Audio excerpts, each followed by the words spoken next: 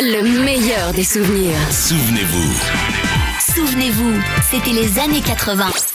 Made in 80, 1984. Coucou les cocos, en exclusivité sur Made in 80, je vous présenterai chaque semaine la chronique « Cette année-là à la télé » qui parlera des émissions et des séquences cultes qui m'ont marqué. Je commence aujourd'hui par 1984 avec chaque après-midi la chance aux chansons de Pascal Navran, comme disaient les inconnus, et à 19h40, Cocorico Cowboy avec les Coco Girls, le Bébé Show et une playmate qui faisait un striptease juste avant le journal télévisé. Le dimanche à 14h, HIP, la première émission présentée par un animateur noir, Sydney, qui en profite pour lancer le rap en France. Et en fin d'après-midi, 7 sur 7 d'Anne Sinclair. Je me souviens entre autres de Gainsbourg, ou plutôt Gainsbar, qui brûle un billet de 500 francs pour dénoncer le racket fiscal dont il se disait victime.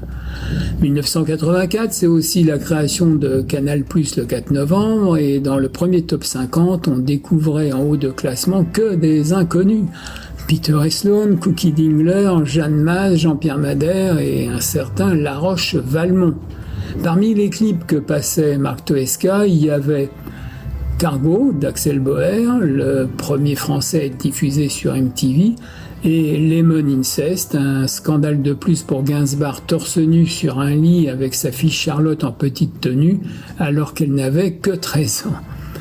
L'émission qu'il fallait à tout prix regarder le samedi soir, c'était Champs-Élysées.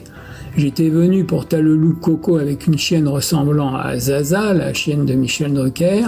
Je l'avais déguisée avec mon look, cravate jaune fluo, badge smiley et Spencer noir. Mais c'était rien comparé à la surprise que lui avait réservé Thierry Leluron 2 semaines plus tôt.